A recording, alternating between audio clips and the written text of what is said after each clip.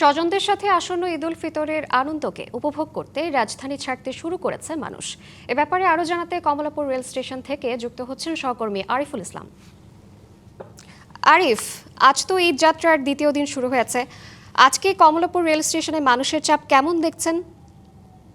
যথাসময়ে ট্রেনগুলো ছাড়ছে কিনা জানাবেন।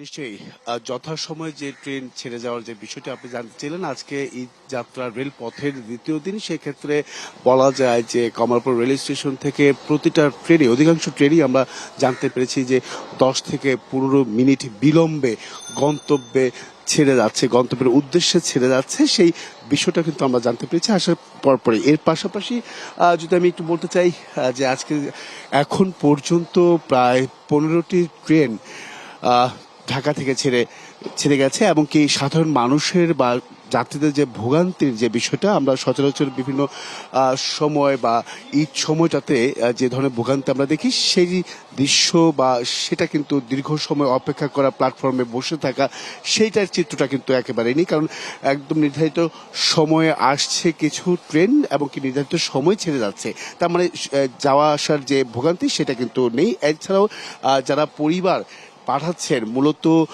তারা কিন্তু বলছেন যে আসলে ভোগান্তি, ঝুট ঝামেলা এড়াতেই পরিবারকে আগেভাগে পাঠিয়ে দিচ্ছে, যাতে করে শেষ মুহূর্তে যে চাপ, যেহেতু সরকারি ছুটি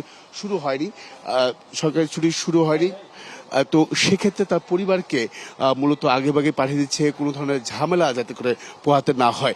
সেই বিষয়টাই কিন্তু অধিকাংশ যাত্রীদের ক্ষেত্রে আমরা এই বিষয়টা দেখতে পাচ্ছি। কারণ গতকালকে আমরা দেখেছি যে মূলত এই পরিবারকেই পাঠানো হচ্ছে। এখানে একটু জানতে চাই যে আগেভাগে পরিবারকে পাঠিয়ে দিলেন কেন? কারণ সচরাচর আমরা যেটা দেখি যে যত ঈদ ঘনিয়ে আসে তত আমাদের রাশ বেশি হয়, তো এই জন্য ভাবলাম যে যদি ঈদের আগে পাঠিয়ে দিই তাহলে রাশটা একটু কম হবে। আর আমার অফিস টফিস ছুটি হলে দেন হচ্ছে আমি সিঙ্গেল যেভাবে বাড়ি চলে যাবো। স্বস্তিদায়ক ছিল কি? জি, এবার টিকিটটাও আমাদের পেতে খুব ইজি হয়েছে এবং পাঠাতেও খুব স্বস্তিদায়ক আমরা করছি।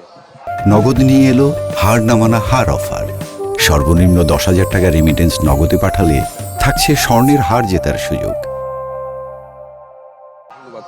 শুনছিলেন যে আসলে স্বস্তিদায়কের বিষয়টা এবং আগেভাগে পরিবার পাঠিয়ে দেওয়ার যে কারণটা সেটা। এছাড়া আরেকটি বিষয় জানিয়ে রাখি যে মোট এই ঈদ উপলক্ষে প্রতিদিন যাতায়াত করবে 43 জোড়া ট্রেন।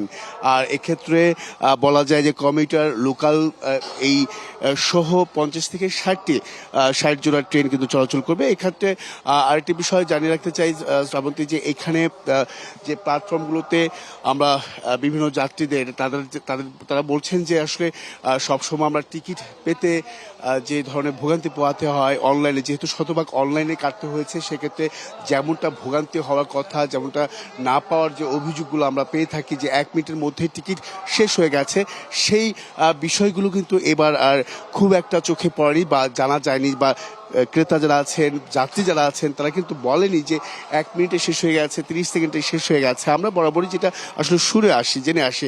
এছাড়া আরেকটি বিষয় জানিয়ে রাখি যে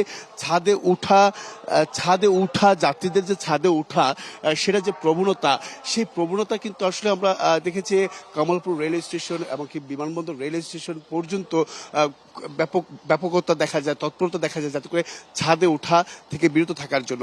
কিন্তু পরবর্তী স্টেশনগুলোতে আসলে সেই যে জনবলের যে সংকট, সেটা কিন্তু বরাবরই রয়ে গেছে। এটা কিন্তু গতকাল রেলমন্ত্রী আমাদেরকে কিন্তু এই তথ্য জানিয়েছেন, এমনকি পর্যায়ক্রমে সেটা সংশোধন করা হবে বলেও কিন্তু জানিয়েছেন। তো এই ছিল এখান থেকে শ্রাবন্তী, সবশেষ শ্রাবন্তী।